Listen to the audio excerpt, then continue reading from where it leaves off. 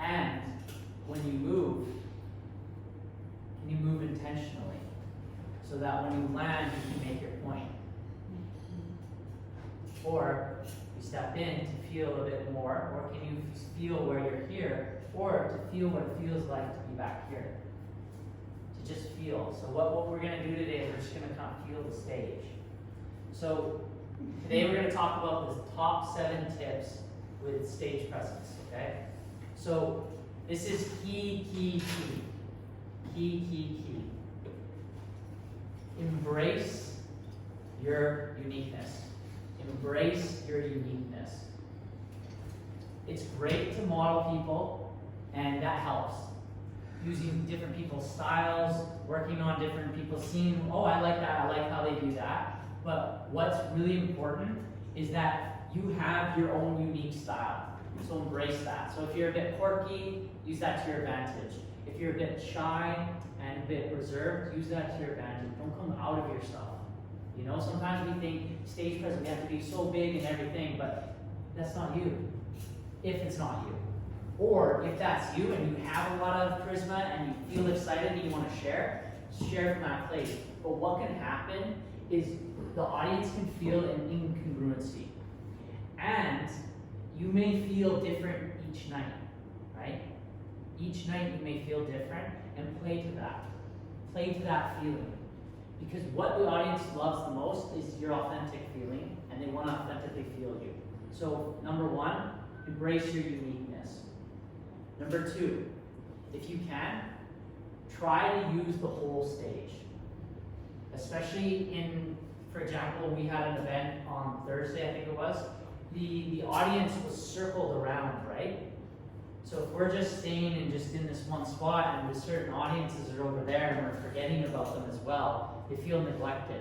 So what we want to do is make sure that we give ample opportunity for everyone to feel us.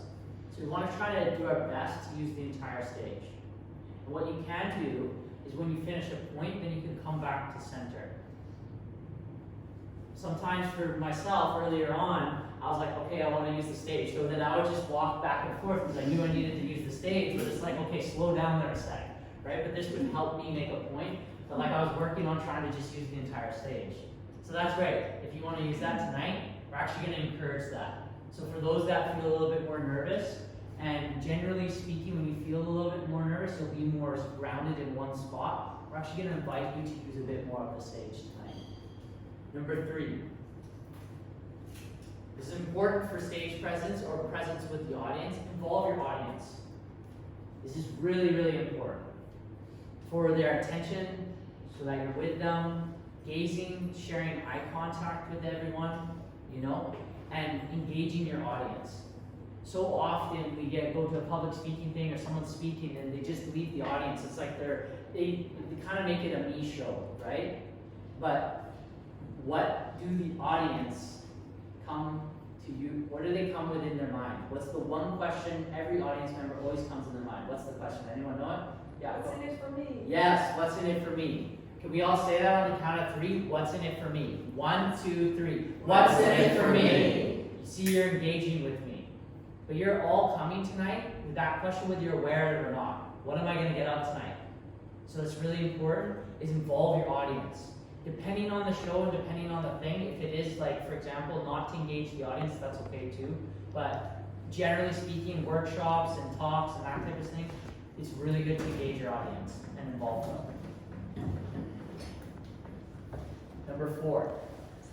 I have a question. Yeah. Could you give, apart from, okay, like raise a hand or like having eye contact, like what would be other ways? Like I know like sometimes you can give an exercise, like hey, turn to your neighbor and like do this. Do you have some more examples that or ways to engage the audience? I feel like I know the like first ones, but I would love to have some more things to be able to engage an audience. Awesome. Great question. So your question is, how else do I engage the audience without the put up your hand? How do you do that, right? Yeah. Really great question. Okay, so there's a very key subtlety, okay? This is really subtle. And you can use it all the time. It's easy yes questions. So easy yes questions, You see, you're doing it right now. It's so perfect. So it's easy yes questions. I don't know if you're catching this. Is anyone catching this? But what you want to do is use easy yes questions. And if you're planning to promote your services, it's really good to get audiences, Bob. It's called the technique's called get the heads a bobbing. So can all you just do this with me right now? Okay. Then everyone just kind of look around and keep your head bobbing. Just look at everyone. Everyone just take a quick look at each other. Yeah. So this technique is really powerful. And that's how you know you've got them. Really good. Yeah. Now what happens is when we're up here, we're the leader. We gotta claim that. Especially if people are coming to our talk, coming to our workshop. We want them to come into that. So in order for essentially for a sale to happen or for there to build trust, key, we have to have frame. So one of the ways to get frame is to get the heads above it. And so what you can do is when you're explaining a concept or something that's really easy, like who here got stuck in traffic today, right? Like, yeah, the traffic was pretty crazy, right? Am I right? And you just don't even put your hand up. You just say a generic thing, and then it's a subtle yes.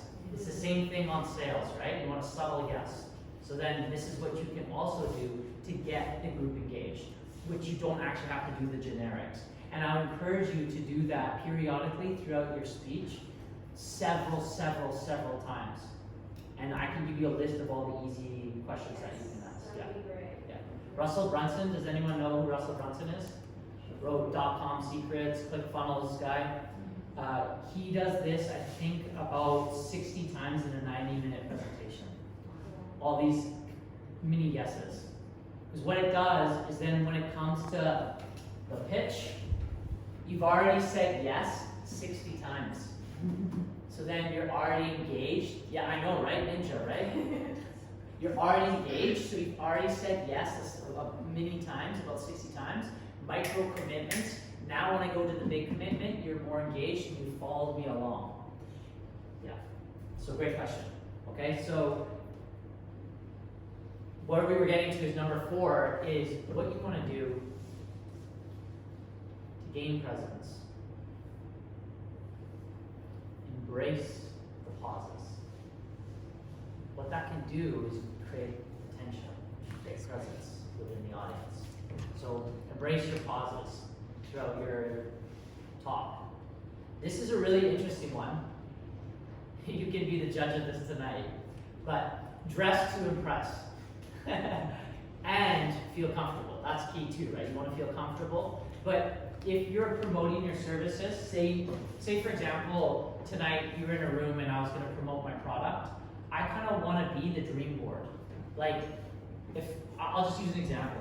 Say for example, you're hosting a women's tantra or something, right? And you come in and the women are wanting to embody themselves a bit more. Well, it's probably best that you kind of dress up to be a little bit of an embodied goddess. So then when people come up and they come see you, they see you on stage, they're like, I want that. So my mentor taught me, he never uses jewelry. Never wears jewelry except for on stage. And when he's on stage, he wears over $100,000 watch and a $50,000 ring. And that's the only time. And his friend was asking, he said, hey, I never see you wear your jewelry. He said, yeah, I don't like it. Well, why do you wear that expensive jewelry? Well, I'm the dream board. So when I go on stage, people want to look like, so he's wearing a Baroni suit to, it was like over $10,000. Yeah, But question back. how is it authentic? You were just saying people should be authentic. How's that authentic? That's authentic to him. That's authentic to him. Yeah, be authentic to yourself. And it's got to make you feel good. And sometimes, here's the thing. And so your question, which was a really great question, and that's something I really focus on too, is authenticity. So how do you stay authentic while doing some of this stuff? By the way, you don't have to do anything that I'm saying. These are just suggestions or encouragements. Some people use them, some people don't. So it's up to you. It's kind of like this. Think about this. You take a photo on a moment, right? Well, do you put a filter on it? Do you put Photoshop on it?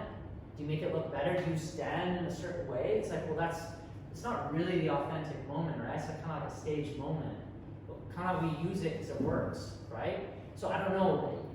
One of the biggest things is you've got to find your own internal compass, but the key concept here, which I really love you to get from this, is that the reason why you dress at a higher level is because you're the dream board, especially when people are coming to pay to hear you speak. I'll say that again, especially when people are coming to pay to hear you speak.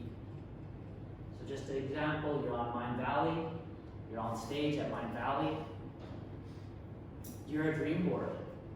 People want what you have, and if you dress at that level, they're gonna believe you. Because it takes something to wear a $100,000 watch, and that's what he said. He doesn't care about the jewelry, because he's doing it essentially for them. Because what it is it basically is a subtle way of saying that I've made it.